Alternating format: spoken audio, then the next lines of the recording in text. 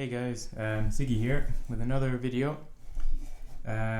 More Marvel DC news, and today I want to talk about Joker and then Spider-Man's situation with Sony and Disney.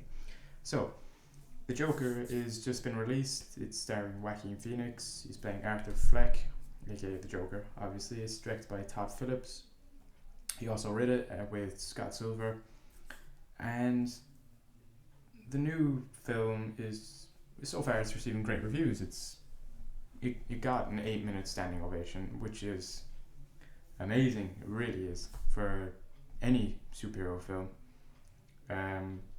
It was shown at the Venice Film Festival this weekend, and it's been getting great reviews so far. 83% on Rotten Tomatoes. That could be higher. 75 on Metacritic also could be higher, but it got a massive 9.6 from IMDb and 10 out of 10 from IGN. So it has been getting good reviews from reviewers and everything, but it's still getting negative feedback. And you kind of think, why is it getting negative feedback when there's so many great reviews of it? Is it simply that people just don't like DC films, period? And the short answer is no, of course not. People they can't just hate on DC, because there is good DC films as well. There's some poor ones, but there's also some great ones. And the answer obviously is people just don't like the style of this film. They just don't like the film in general. They just don't like how it's portrayed, how it's directed, how it's written, and how it's performed. People have been saying that the Joker this is Joaquin Phoenix and Todd Phillips' take on the Joker. It's a new form of the Joker. It's not Heath Ledger's Joker, it's not Jared Leto's Joker. It's Joaquin Phoenix and Todd Phillips' Joker. This is their take on the character. So I think people have got to realize that it's not something old that they're trying to recreate. It's their own version of the character that they're trying to display and show. And people are like, some reviewers are saying, I'm not going to say any names or anything like that, but some people are saying that the Joker performance by Joaquin Phoenix is over the top. It's like they're saying he's trying too hard. He's just trying to get that Oscar. He's trying to push his performance so far that it's just not believable in a way, they're saying, which is kind of a cheap shot at Phoenix. He's playing a character that you have to get mentally prepared for. And I think some people, they should read up about the Joker. They should actually get to know the character before you start saying this stuff.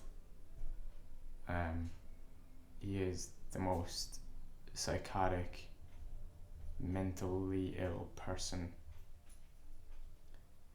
One of them in fiction, anyway. He's right up there at the top. And people have been saying about Phillips, saying he's trying to make a political point, and he's trying to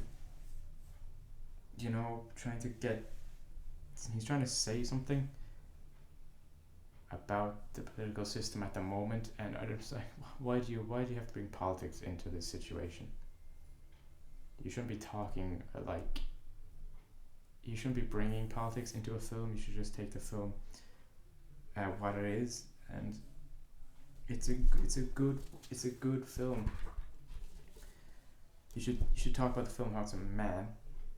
He's a normal guy, and then he's taken everything that happens in his life. He gets pushed and pushed and pushed by everyone, and so he's literally on the brink of going absolutely mental. He's on that brink, and he accepts it.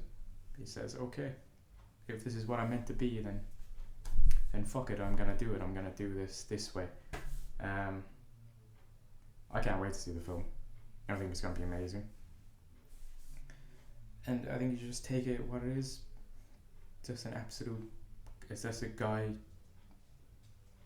Life is failing him. So he's decided to make a new life for himself. And that life is accepting his madness and going with it and just being the Joker.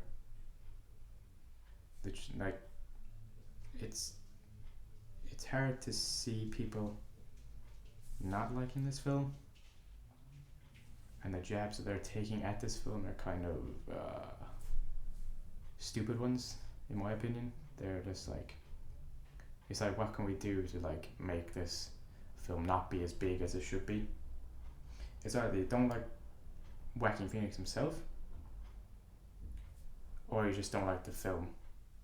That's all you can say. You can go in and just like, I don't like it, whatever, move on. But taking jabs at Joaquin Phoenix, saying like he's overperforming, he's, you know, you can see it and all that, I think that's kind of a low blow. I think you've got to look up the character and see how mad he is. Like there's a graphic novel. It's just called The Joker. If you haven't read it, look it up. It's brilliant. But there's a bit in that book where the Joker just he leaves Arkham Asylum. He comes back, and everyone's like, "How did he get out?" Whatever. He's saying, "I was just released." Anyway, and he goes to his club, and his gang has gone down right to the bottom. He's not the big dog anymore. He's not the main man. He's not like the godfather of Gotham. So he's talking to this guy, and he's like, "What happened?" And this guy's drunk, and he's all that.